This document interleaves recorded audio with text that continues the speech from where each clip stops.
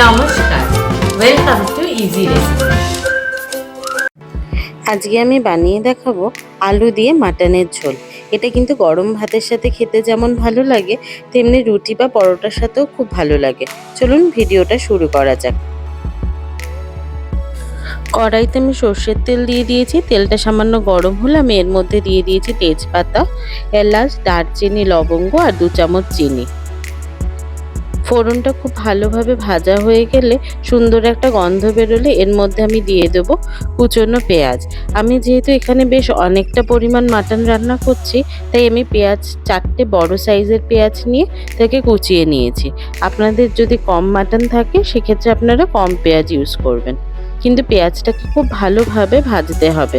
ভাজাটা যাতে একটু তাড়াতাড়ি হয় তার জন্য আমি এর মধ্যে 2 চামচ লবণ ছড়িয়ে দিলাম, তাহলে পেঁয়াজটা ভাজাটা খুব তাড়াতাড়ি হয়।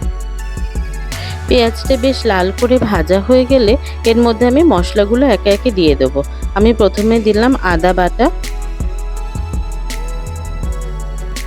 আর দিয়ে দেবো রসুন বাটা। আমি এখানে 3 চামচ আদা বাটা আর 3 চামচ রসুন বাটা দিয়েছি। রসুন আর আদাটাকে প্রথমে একটু ভালোভাবে ভেজে নেব যাতে কাঁচা গন্ধটা চলে যায়। এরপর আমি গুঁড়ো মশলার মধ্যে দিলাম জিরে গুঁড়ো 2 চামচ, আর ধনে গুঁড়ো 2 চামচ, আর লঙ্কার গুঁড়ো 2 চামচ। ঝালটা আপনারা যেরকম পছন্দ করেন সেই অনুযায়ী দেবেন। এটাকে সামান্য একটুখানি নাড়ানোর পর আমি এর মধ্যে দিয়ে দেবো হলুদ গুঁড়ো। মাটনে হলুদটা একটুখানি কম দেবেন, তাহলে কালচে রঙটা খুব তাড়াতাড়ি চলে আসে। এবার সমস্ত মশলাটাকে খুব ভালোভাবে কষাতে হবে, আর এর মধ্যে আমি দিয়ে দিলাম 2টো টমেটোর পেস্ট। মশলাটাকে খুব ভালোভাবে কষাতে হবে যতক্ষণে এর থেকে তেলটা বেরিয়ে আসছে। এই মশলাটা কষাতে কিন্তু 15 থেকে 20 মিনিট টাইম লাগবে। এর মধ্যে আমি এখন দিয়ে দেবো সামান্য লবণ। লবণটা আপনারা স্বাদ অনুযায়ী দেবেন, যদি দরকার না হয় সেক্ষেত্রে না অ্যাড করলেও হবে। দেখুন মশলাটা থেকে কিন্তু তেল অনেকটাই ছেড়ে এসছে। এখন আমি এর মধ্যে দিয়ে দেবো মাটন। আমি মাটনের কিন্তু সব চর্বিগুলোকে ফেলে দিইনি, কিছুটা চর্বি আমি মাংস রান্না করার সময় ইউজ করছি যাতে মাটনটা খেতে ভালো লাগে।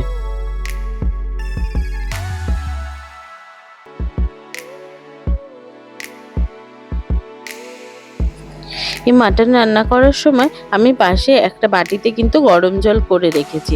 যখনই আমার জলের কোনো রকম প্রয়োজন হবে আমি এখানে কিন্তু গরম জলটা ইউজ করব। কোনোভাবেই কিন্তু আমি ঠান্ডা জল ইউজ করব না।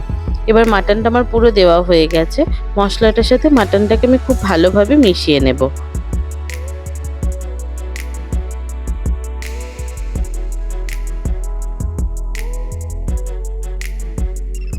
মাটনটা আমি 30 মিনিটের জন্য চাপা দিয়ে রেখে দিয়েছিলাম।